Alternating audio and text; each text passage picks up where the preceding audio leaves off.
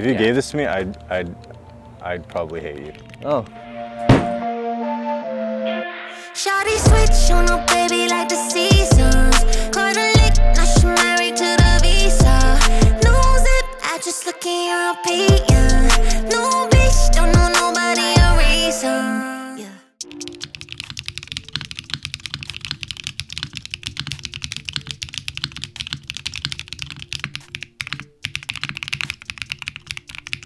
For $160, you can buy the brand new QK80. Now this keyboard is more than just a budget board. It's a representation of QWERTY Keys' ability to understand what keyboard beginners want in mass. So I've decided to prove this point by having 3 really good friends of mine take a look at the keyboard. But not only that, I had them compare it against a keyboard that costs 3 times as much. The F1 8X, the 722 edition, which is my personal daily driver. And not only is this keyboard like way more expensive, but it just has an incredible legacy within the hobby. But enough of that, let's get right into it. So first I have my friend Alex Valoria, who is a very good friend of mine. I've known him for a long time and he's a really good musician. Next I have Charlie Powers, another good friend of mine who I've known for a very long time and is also a really good musician. And last I have my other friend Stephanie, our last newbie, who is also a really good musician. And then there's me, your local keyboard hobbyist who is a very mediocre musician. But anyways, I had my buddies pick out their favorite keyboard based off 3 criteria: aesthetics, sound, and feel. Now design-wise, I actually really like the QK80 and I think it's the best showing from QWERTY Keys yet. So the curves on the side profile are very elegant and the small RGB bar on the side is a rather tasteful bit of flair. It has a unique black ice weight on the bottom and the swappable badge thing is really cool honestly, and it's really easy to swap out. Now if I'm being honest, I really do prefer the looks of the F1, but kind of not that popular of an opinion. I think most people would probably prefer the QK80, but let's see what our beginners think. This one's heavy. I like this one. That one has a boring back. Try heavy this. Oh my god! This one's getting fingerprints all over it though. I already have my verdict. Yeah, I like that one better. You guys all prefer this one. I like this one better. I like the matte. I like the matte of that. This one looks a little too... I'm a greasy Let's guy. just say for a second that this had like whatever color you wanted. They both had whatever color. Which one would you prefer? That one. Yeah, I like this one. Now of course, with personal preference, anything goes. But from what I can tell, it seems like most beginners would probably be in line with what my friends said. And for that, the QK80 wins a point here. Now for sound. Again, another very, very subjective thing, but I think we all know what beginners tend to prefer: deepness and thump.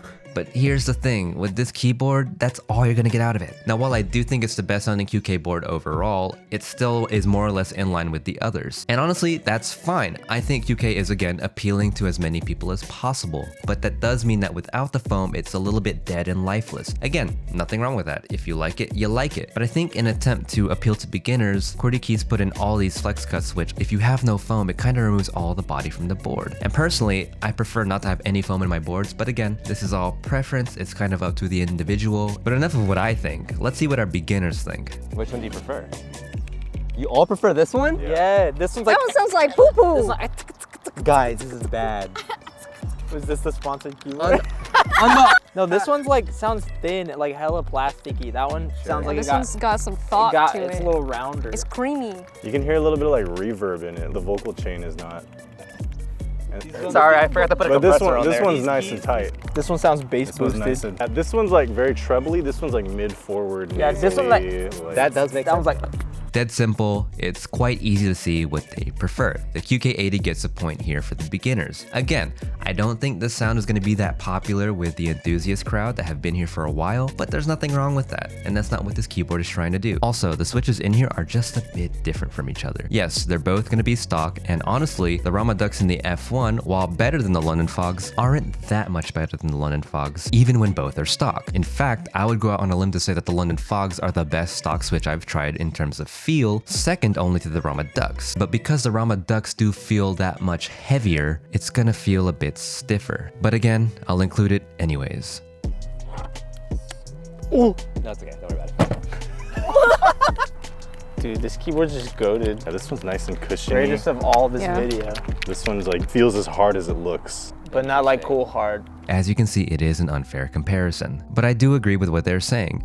the QK is definitely a bit more cushiony. The F1 is, of course, a bit more stiffer because it has no flex cuts, but because of the leaf spring design and because of the half plate, it is just a bit bouncier, and I do prefer that. But again, this is much more nuanced and this is going to vary from person to person. But I do think beginners might prefer the QK. And finally, what do they prefer overall? The keyboard that costs $550 minimum or the keyboard that costs $160 minimum? Which keyboard would you guys prefer to own? That one. This one? What you think, bro?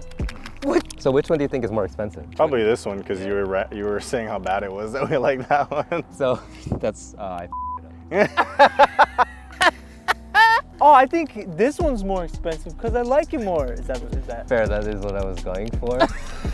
I would say if you didn't tell me that, based on like the finish of this, just like that weight, the fact that it's metal, it would seem more expensive. I think I learned that keyboard hobbyists eventually get bored and then start liking more bad keyboards.